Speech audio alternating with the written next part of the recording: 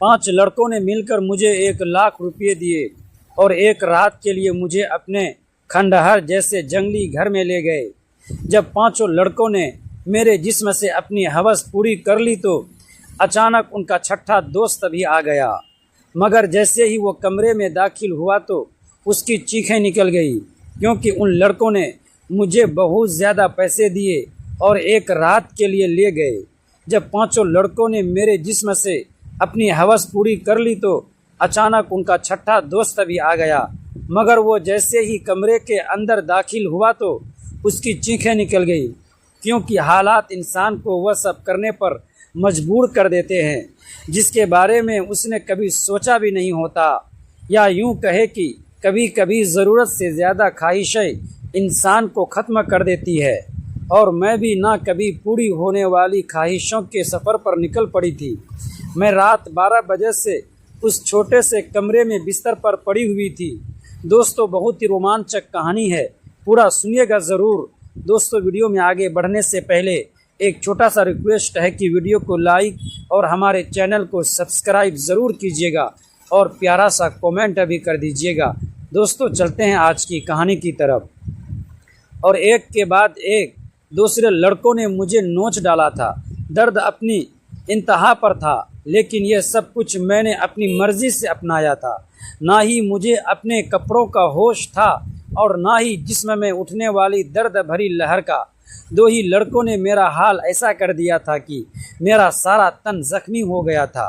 सोचकर ही मेरी आत्मा कांप रही थी कि और भी 3 लड़के मेरे साथ अपनी हवस पूरी करने वाले हैं और मुझे पूरी खुशी से उन्हें वक्त देना है। मैंने कभी सोचा भी नहीं था कि मेरी ज़िंदगी की कोई रात ऐसी भी होगी। यह सब मैं एक भारी कीमत के एवज़ पर कर रही थी, इसीलिए पीछे हटने का कोई सवाल ही नहीं था। मेरी जिम्मेदारियां और मेरे घर वालों की ख्वाहिशें मुझे उस रास्ते पर ले आई थी जहां मैंने एक ही रात में 5 लड़कों के साथ रात गुजारने की हामी भर ली थी। आम हालात में तो किसी लड़की के लिए ऐसा सोचना भी मुमकिन नहीं, लेकिन मैं जिस जगह खड़ी थी वहां मुझे ये फैसला करने में ज़्यादा वक्त नहीं लगा था। वह सब सेहतमंद और तंदुरुस्त नौजवान थे जिनकी ताकत के आगे मैं कुछ भी नहीं थी। बिस्तर तक आने वाले दोनों नौजवानों ने लम्हों में मुझ पर काबू पाकर मुझे पूरी तरह अपनी हवस का निशाना बना लिया था। ये पहली दफ़ा था जब मुझे किसी मर्द ने छुआ था।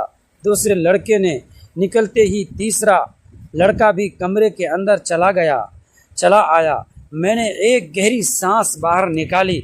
मैं थोड़ा वक्त चाहती थी, लेकिन वह कहने लगा कि इतना वक्त नहीं है मेरे पास, बाहर उसके और भी दोस्त इंतज़ार में बैठे हैं।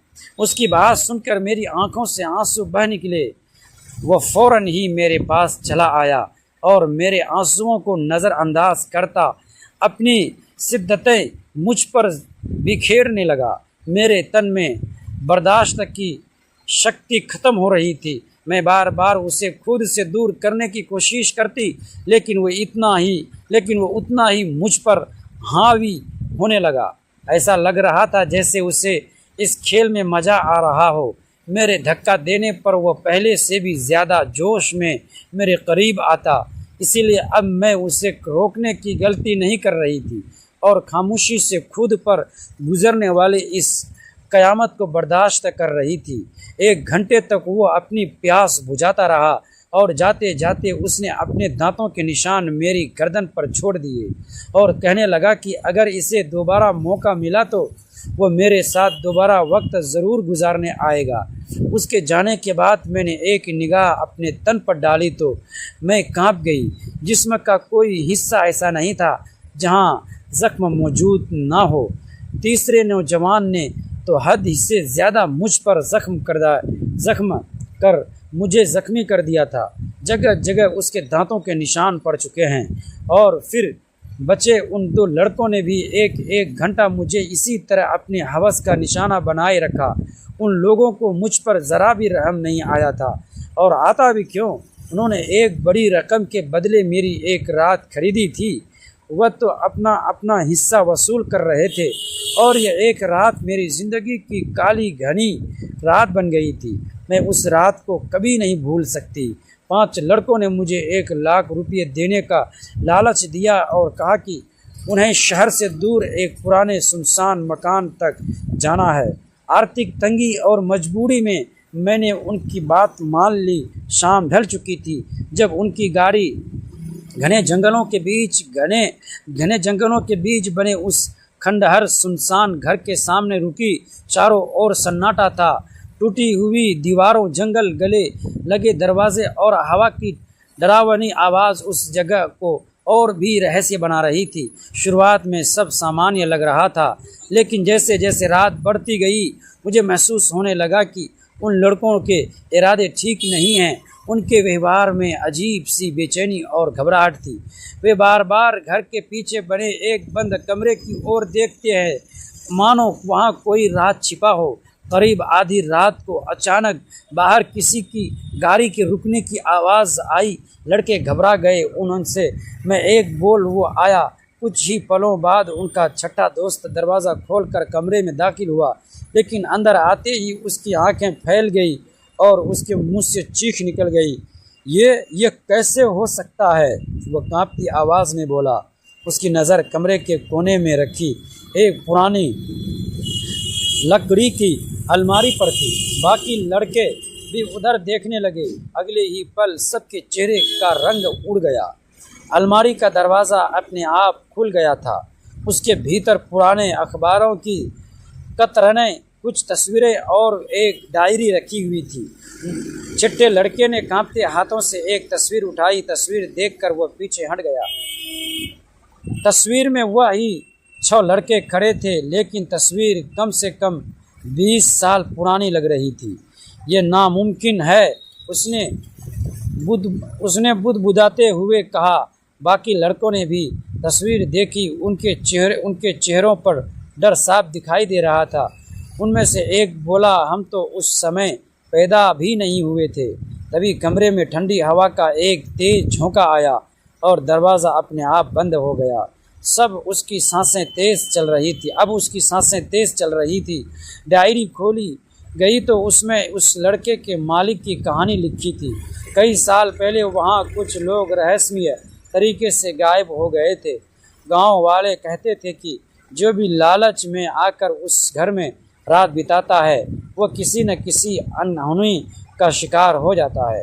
जैसे जैसे लड़के डायरी पढ़ते गए, उनका डर बढ़ता गया। अचानक ऊपर की मंजिल से किसी के चलने की आवाज़ आने लगी। ठक ठक ठक।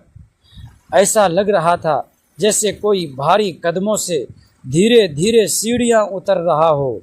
सभी लोग सन्न रह गए।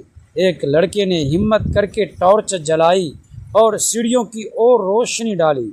वहाँ कोई दिखाई नहीं दिया, लेकिन कदमों की आवाज़ लगातार पास आती जा रही थी। फिर अचानक पूरा घर अंधेरे में डूब गया। बिजली चली गई थी। अब केवल टॉर्च की हल्की रोशनी बची थी। तभी किसी ने फुसफुसा कर कहा, तुम लोगों को यहाँ नहीं आना चाहिए था। आवाज़ कमरे के अंदर से आई थी, लेकिन वहाँ उनके अलावा कोई नहीं था। अब सभी लड़के बुरी तरह घबरा चुके थे। वे भागकर बाहर निकलना चाहते थे, मगर मुख्य दरवाज़ा जाम हो चुका था। लाख कोशिशों के बावजूद वह नहीं खुल रहा था। रात जैसे ख़त्म होने का नाम ही नहीं ले रही थी। और तभी उन्हें एहसास हुआ कि उस खंडहर में उनसे जुड़ा एक ऐसा रहस्य छिपा है जिसके बारे में वे खुद भी नहीं जानते थे। दोस्तों, ऐसे ही कहानी सुनने के लिए प्लीज़ हमारे चैनल को सब्सक्राइब कीजिएगा और वीडियो को लाइक और प्यारा सा कमेंट भी कर दीजिए।